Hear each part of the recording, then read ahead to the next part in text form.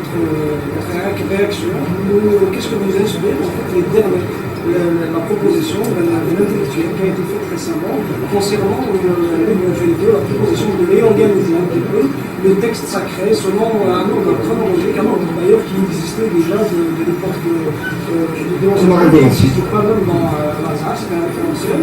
Donc, quelle est votre appréciation et quel regard porte votre département à travers pour ce genre d'initiative?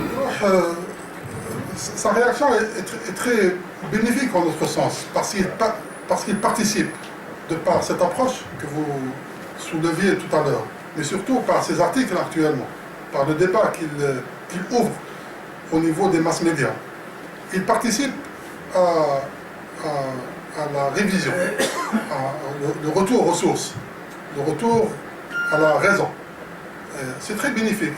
Seulement, j'ai déjà critiqué sa démarche de réviser la rélecture du Saint-Coran selon l'ordre chronologique.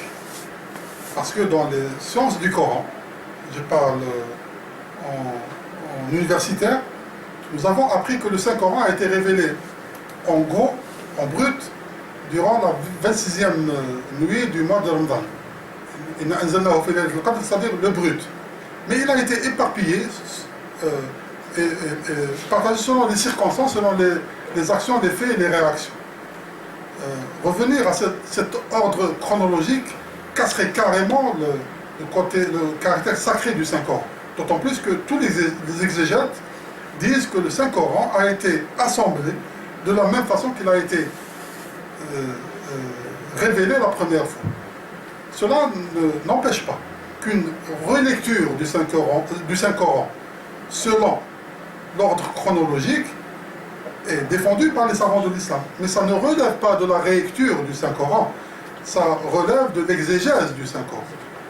Et relire le Saint-Coran dans le chapitre exégèse, c'est une science du Coran, selon l'ordre chronologique est requis. Et nous ne comprenons le Saint-Coran qu'à partir de cette lecture chronologique. Mais jamais, au grand jamais, la religion de l'islam ne permet de relire dans nos prières, notre prière dépose, la lecture normale du Saint-Coran, de le relire selon l'ordre chronologique.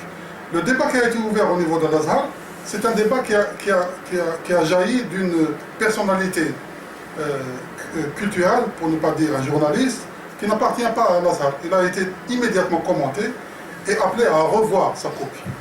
C'est ce qui a été fait en Algérie. Nous avons organisé au niveau du ministère des Affaires religieuses une rencontre à laquelle nous avions invité M. Bokrouh, qui a décliné, mais qui a envoyé une personnalité qui l'a représenté dans un débat ouvert, solennel, dans lequel nous avons débattu de ses idées. Et nous avons partagé sa démarche raisonnable de relire le Saint-Coran selon l'ordre chronologique, mais le collège des savants que nous avons invités, entre autres, professeur Saïd Chiban, entre autres, nous avions dit que la réécriture n'est pas raisonnable, si le terme est